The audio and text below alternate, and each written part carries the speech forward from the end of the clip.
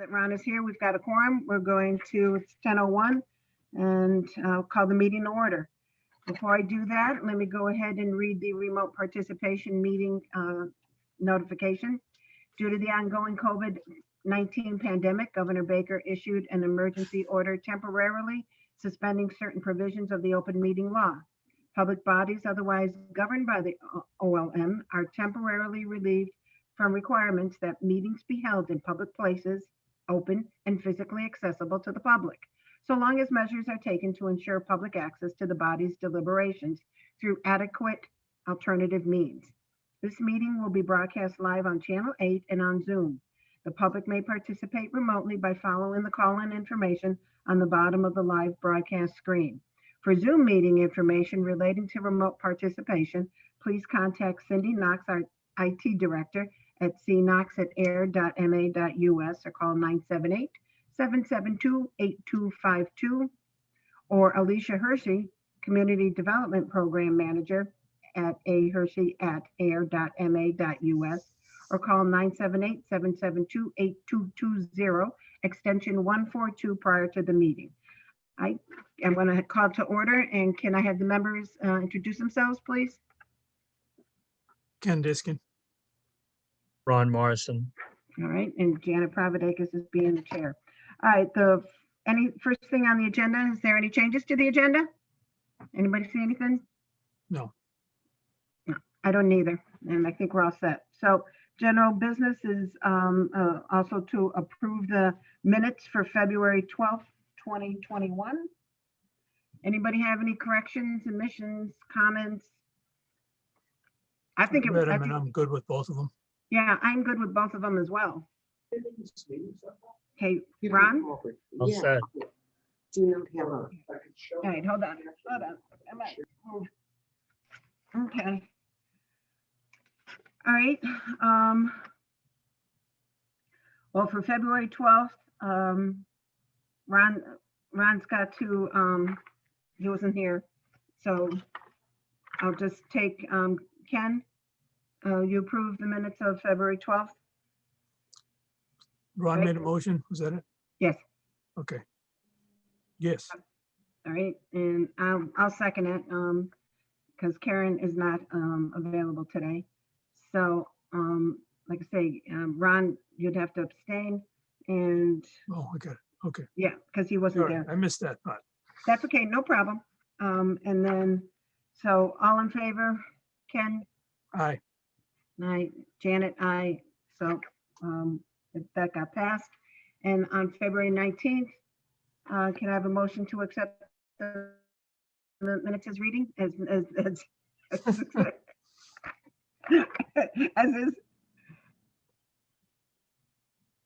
Ron, you can. Oh, I can make a motion here? Okay, a motion to accept. Right, because you were there at that meeting. Okay, second, All right, all in favor, Ron? yeah, I'm in favor. Okay, Ken? aye. Janet says aye as well. So both were accepted. Sounds great. Thank you. All right, do we have anybody else from the public who has any comments, questions?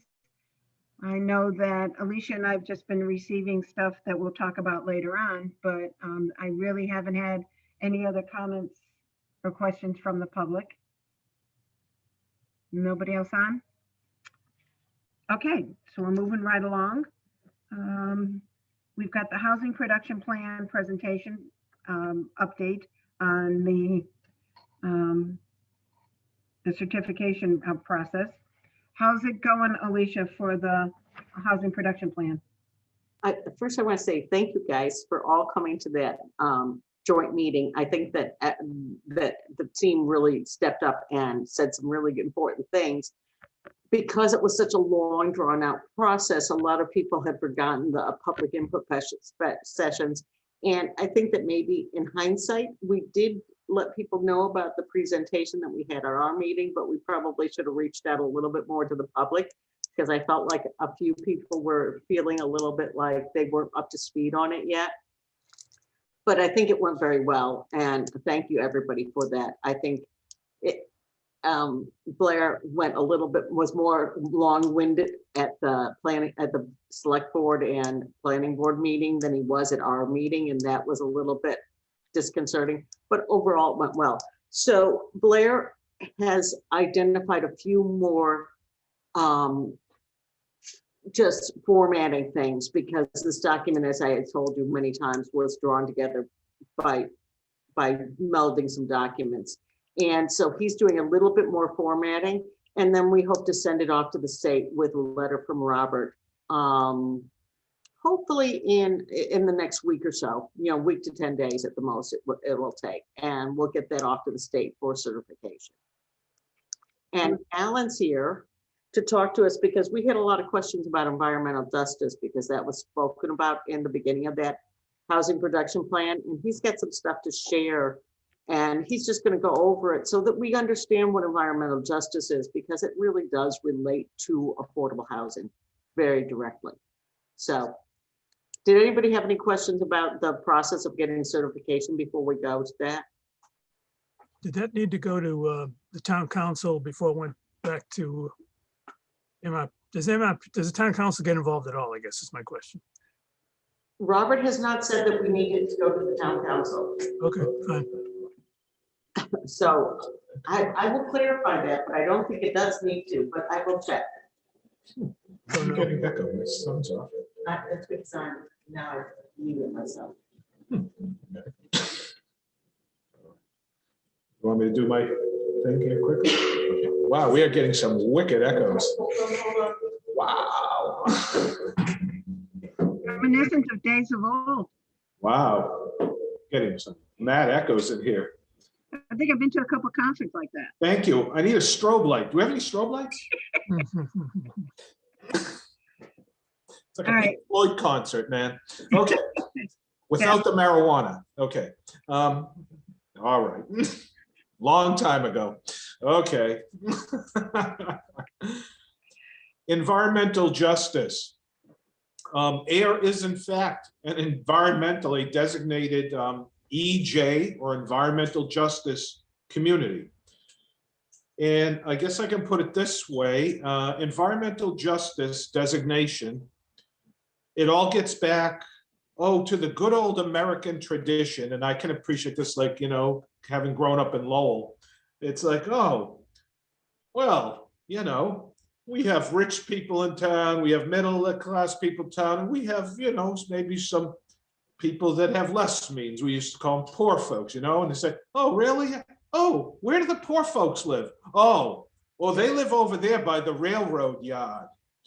They live over there down by the old landfill, by the dump on the river.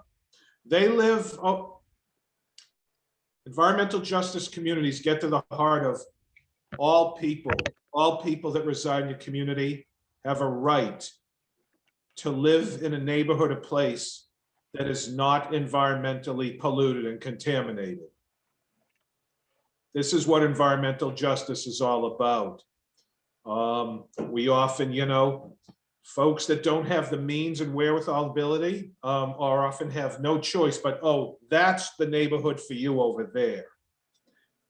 And so this is why we start working this, especially on neighborhoods, frankly, that are situated close to places that have environmental contamination issues and such. If I could do a screen share here, I can show you the map of Ayer that shows our environmental justice districts, because it is not the entire town of Ayer. So I'm going to do a screen share here, and let's see if this works. All right, and Scott, can you make sure Alan's got the, Yeah, I think it looks like I'm good here. So He's all I'm gonna set. hit share now. Right. Thank you. Okay, so look at that map. You can all see that. Yes, Now, the green designation, green designates income. That the folks there, it's environmental justice based on their income.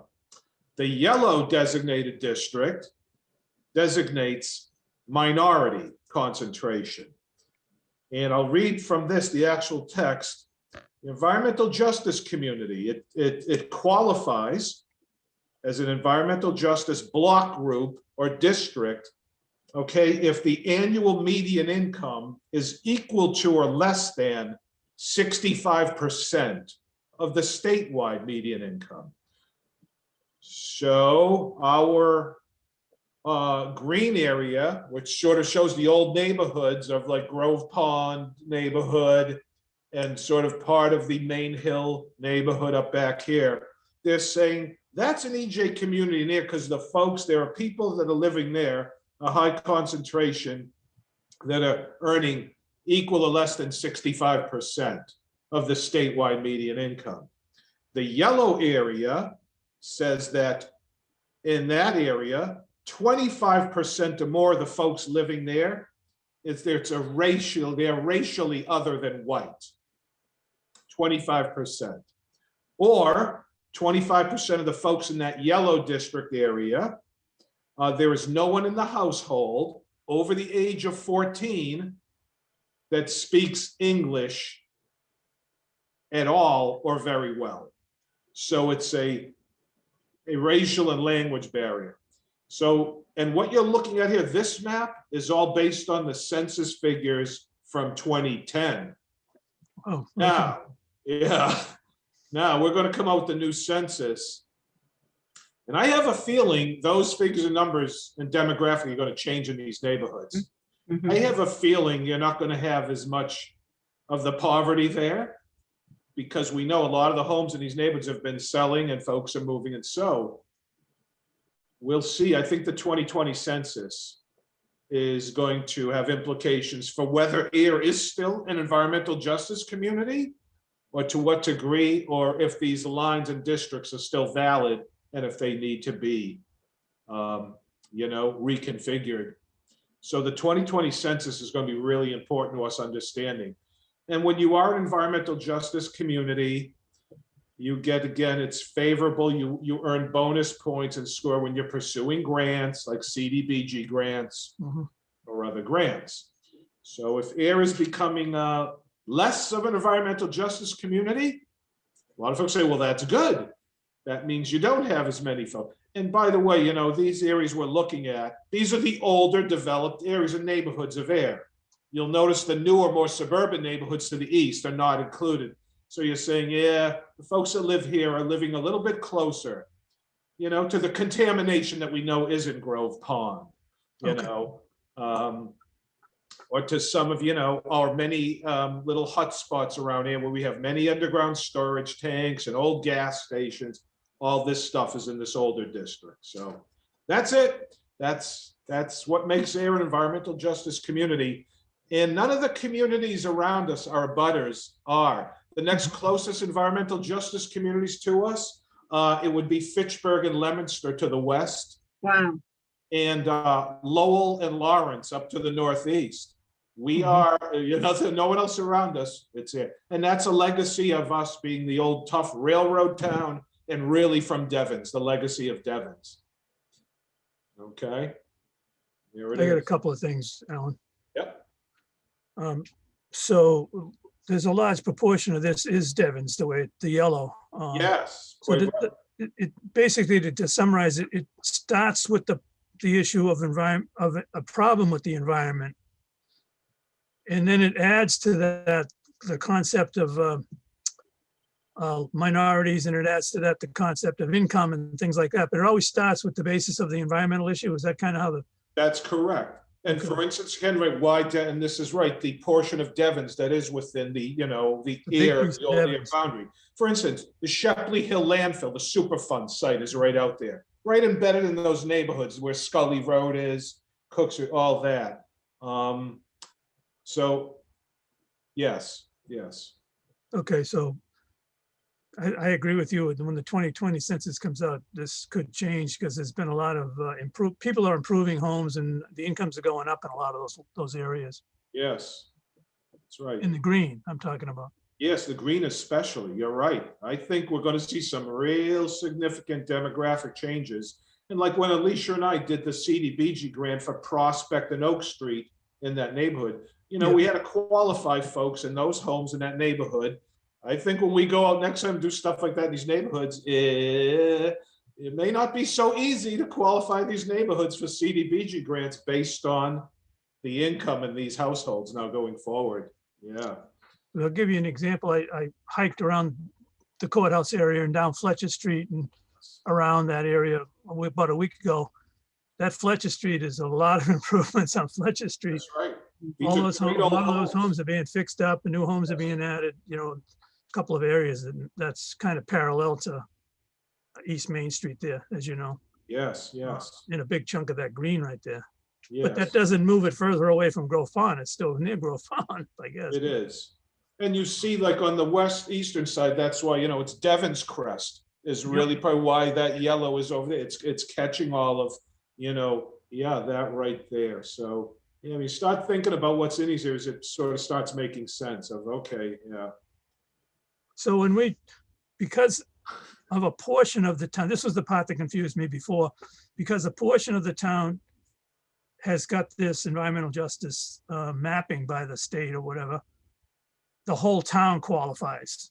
Correct. We are as an environmental justice community. Right. Yep, That was the part I didn't quite get. Thank you. yes.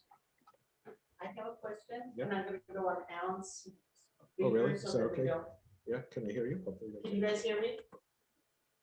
Can you Yes. guys- Okay, good. So, is the environmental justice driven by the numbers of ethnic and finances, or is it driven by the environmental sites? It's driven by, yeah, I'm sorry, it's sort of what Ken said. It's recognizing this is a town that has a lot of environmental contamination in it.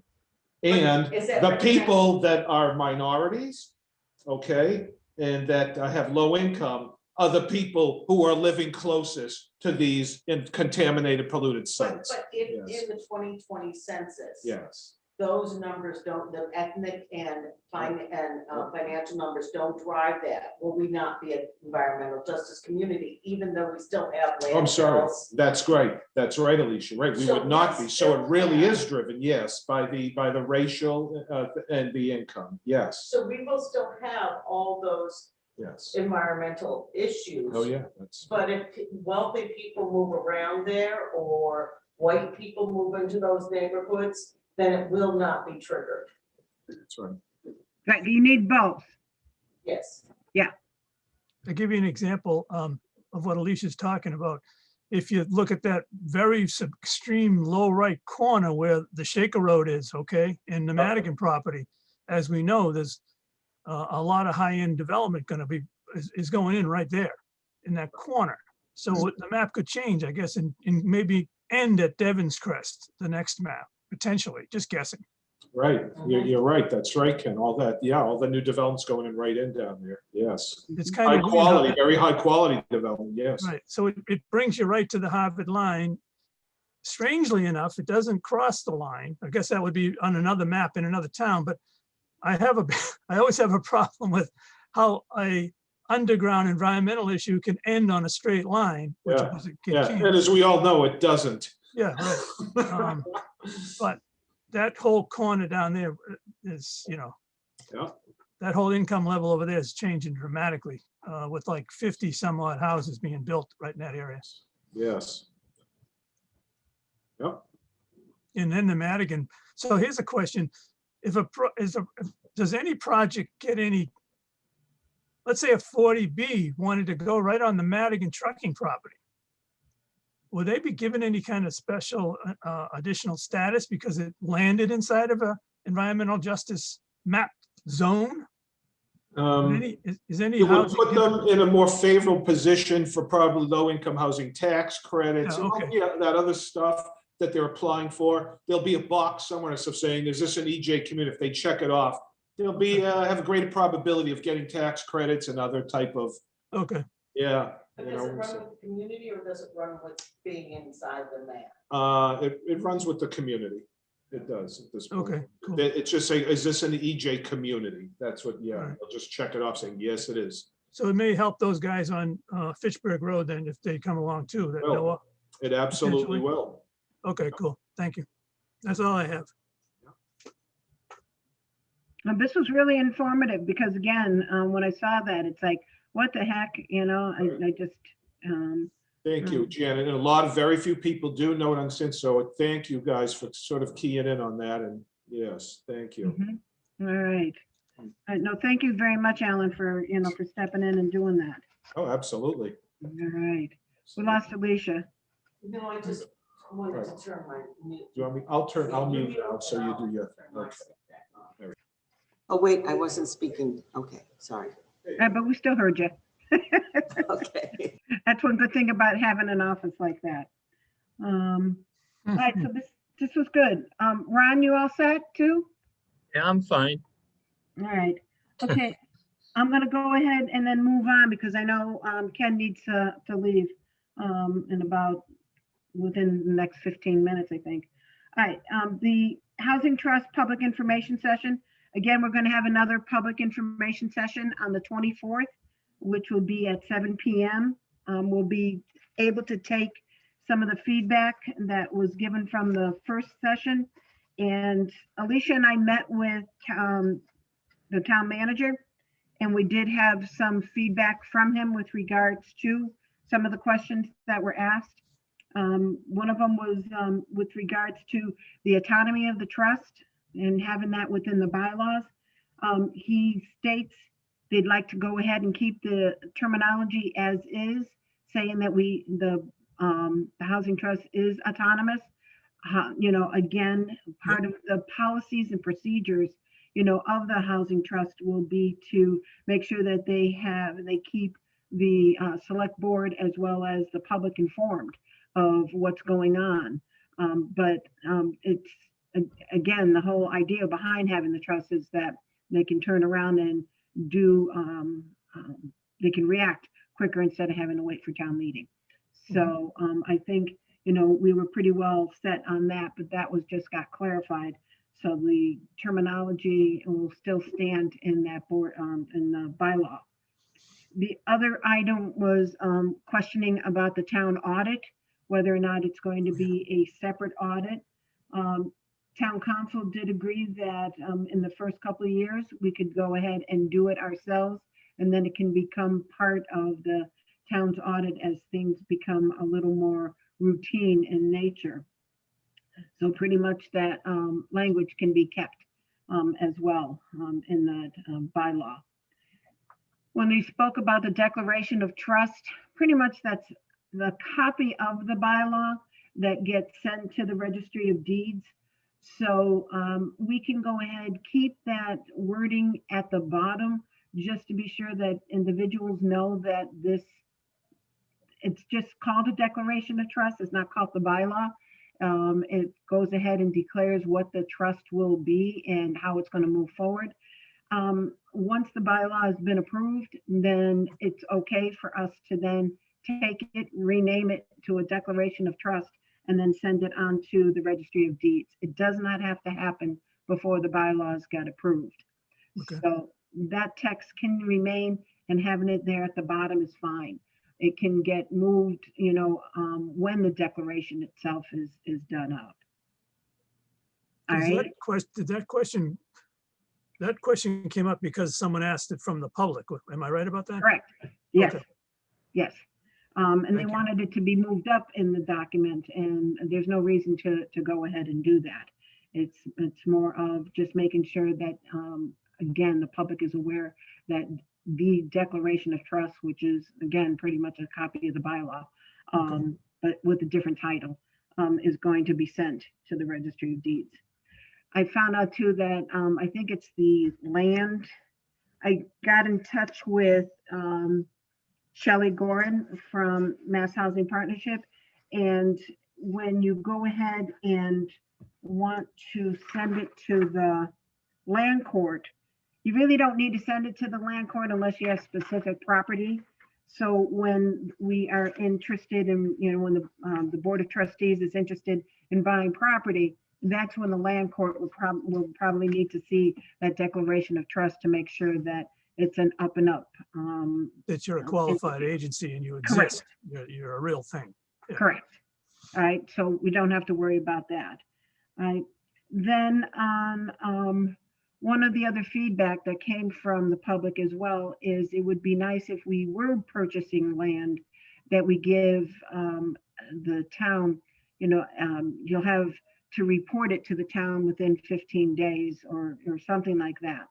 When Robert, heard that, he goes, sometimes it's tough when you put a time limit on something. It's like, it would be great if we said something like promptly or whatever. But he also said, the more you put in the bylaw, the tougher it is to edit it.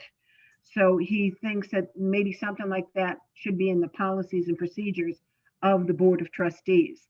We started looking at, what really would be helpful for guiding the Board of Trustees on how they work, not have it be part of the bylaw, but above and beyond of, on how, they'll, work on making decisions and such. And like I say, with the audit, the first couple of years as they get their feet wet will be done separately, but as time progresses, it can go to, those types of, contingencies, if you want to call it. And I think we had a pretty good meeting, Alicia, with Robert, where what I'm going to do is I'm going to take the updated version of the bylaw that has everything that the town council, stated, and such, and do a final version, and I'll send it out to you guys before Monday. So you have that. I'll make sure that it's available for the website, so it is there with the agenda and such. And I'm thinking of keeping the same PowerPoint presentation, because I think that was all inclusive. It gave a time period, time stamps, tentative schedule. And I think that would be good. Anybody else got any questions, feedbacks, or whatever for that input session? All right, that's good.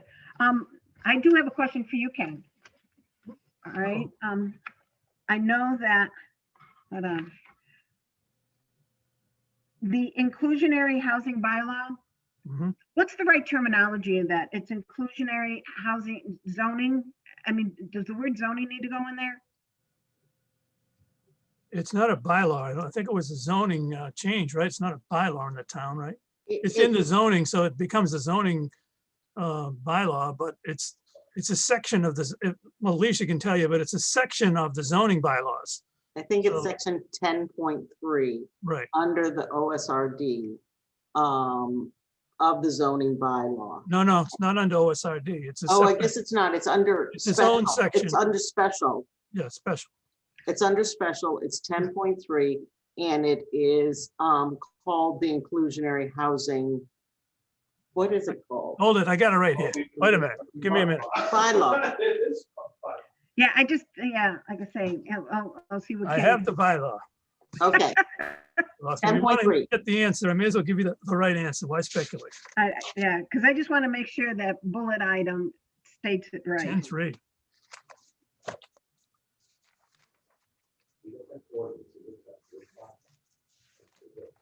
This is part of my advertising, right, from Tiny's. I know. Okay, It's just, Union Grove. interestingly enough, it's just listed as inclusionary housing. Excellent. Okay, all right. So that And means it's section 10-3. In of our bylaw, you can say in our bylaw, 10.3 inclusionary housing, under That's it. special. What's it under, Ken? It's basically, you got it right. The section 10 is special conditions or special regulations. 10-3 is inclusionary housing. That's it.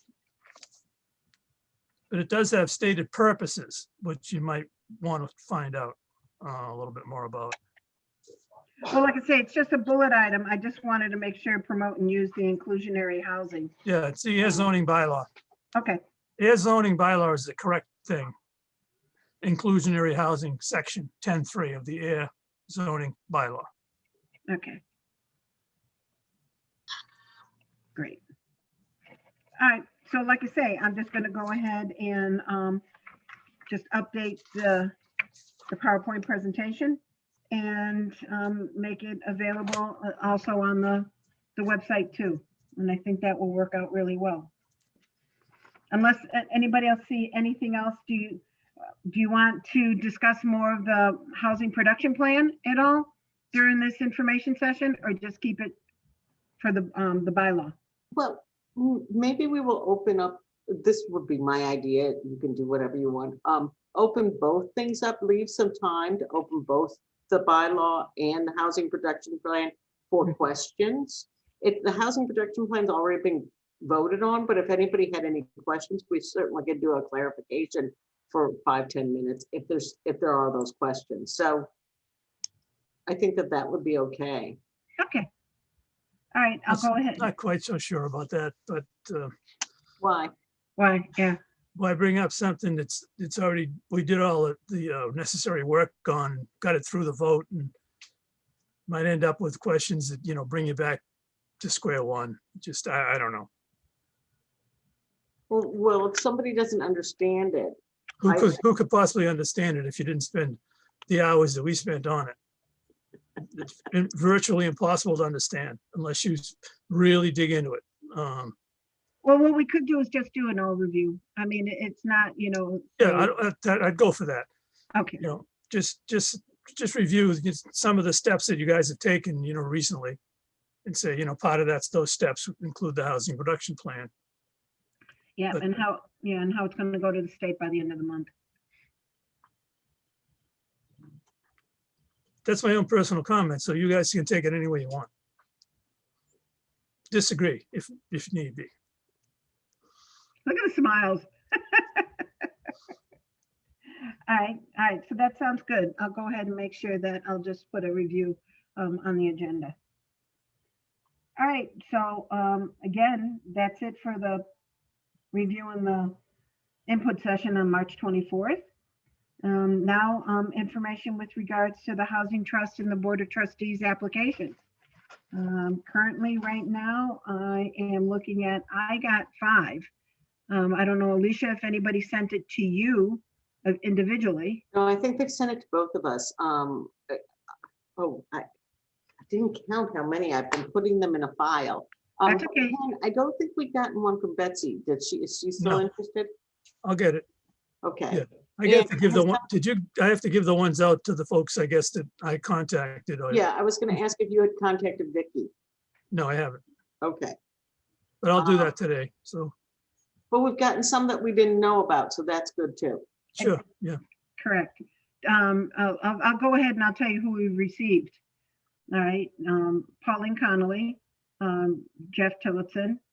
We've got Cindy Lavin from Stone Soup Kitchen, Susan Tordella Williams, and Jennifer Kale, C-A-I-L. So those are the 2 individuals at the end there that came forward with regards to the email and the website posting. So I think, reaching out like this, it's great to have nice fresh blood. And we Yeah. got Pat's, and we got Pat's. Oh, we did get Pat? Yeah, I think so. Yeah, she sent it in yesterday. Yeah, I got Pat's. I didn't know if you didn't get it. We got Pat's. Okay. Okay. All right, that's good. So Thank like I you, said, Pat. right now, yeah, thank you, Pat. So now, like I say, we've got 6, 7, and there'll be 7, 8. I'm gonna get in touch with Connie Sullivan, see if he wants to go ahead and do it, as well as Nick Nagus. So, And Okay. didn't Kevin Horgan Yeah. voice some interest? yeah, I'll send something to him. Okay, yes, then I'll okay. do that. Great. right.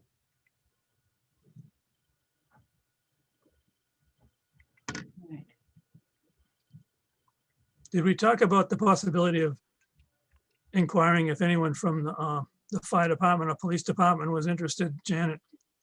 I Local, went- if there's yeah. any locals that, that's a, vital part of the community. They know a lot about stuff. Right. I'll readdress it. I haven't heard anything. I wanted to confirm that everybody's okay with something here. I am suggesting to Mark Archibald that the planning board pick their own member that they want to send. I think that's appropriate. Then if the other person on the planning board still wants to put their application in, they certainly can, but I'm, just as the Board of Selectmen should pick, you know, the select board member. I mean, select board, but not Board of Selectmen. And are you guys comfortable with that, or do you want all planning boards and we pick the planning board? I think the planning, what do you guys think? I think the planning board, should go ahead and discuss it and say, okay, great, we'll have you, because I know Jonathan has also asked, to be on it. I did send the application to both of them and see what they're going to do. But if the planning board's saying, okay, this will be the planning board member, then I think that works out good. I know that I've asked Community Preservation Commission or committee for someone to step up, and I'll see, who does that. No one jumped during the meeting, so. That's happening on the planning board, what you just recommended. We're talking internally about it, so no problem. All right, that sounds great. All right. All right, so like I say, this has been really good. Now with the applications and everything, I'm telling everybody that around April 16th, we may end up doing some sort of interview. Some can handle it during our meeting, some can't because of working. So we'll have to figure out when would be a good time to have additional types of Leave in interviews. 2 minutes. You want to have an evening meeting next April? Yeah, and I mean, we could do that. And I was gonna say, how many people want to be involved in interviewing? I think it should be the whole board, the whole committee here. I'm on a meeting right now. I'm leaving in 2 minutes. Pick up mom. Right, so to have everybody, involved in doing the interviews. Does everybody agree with that? Whatever you say. Another meeting you got to go to. That's the whole thing. Ron, do you want to be part of the interview process? Hey, why not? All right, that sounds good. I mean, I think it'd be good because again, everybody's got their own questions that they have in their head. And everybody hears sometimes hears differently when it's an interview process. All right. So yes, we'll try to have an evening so we can have 2 sessions and have somebody, come into a Zoom meeting at a specific time. And with that, we can limit it, just to go ahead and talk with somebody for about 5-10 minutes and then move on to another candidate. So I think that might be good. So I have to move on, Janet. I know you do. All right. Ken, thank you very much. All right. You're welcome. Okay. April 16th, our next meeting. Okay, fine. Okay. I'll talk to you before then. Yeah, and also to March 20, March 24th. So Okay. should we adjourn this? I think we can still finish up, even though we don't have a quorum because we're not, Okay, we're not voting on anything. Because really, it's just now discussion time for old business or new business. And I really don't have anything new or old. if people like the 40B comprehensive permit presentation, I really appreciate everybody coming to that. Yeah, It was good. yeah, I thought so. yeah. I thought it was good too, as well. All right, well, really, if there's nothing else, then make a motion, Ron, to adjourn. Motion to adjourn. All right, and I'll second it, and we're both in favor. So, Right. all right, so the meeting is adjourned, and it's at 10:40.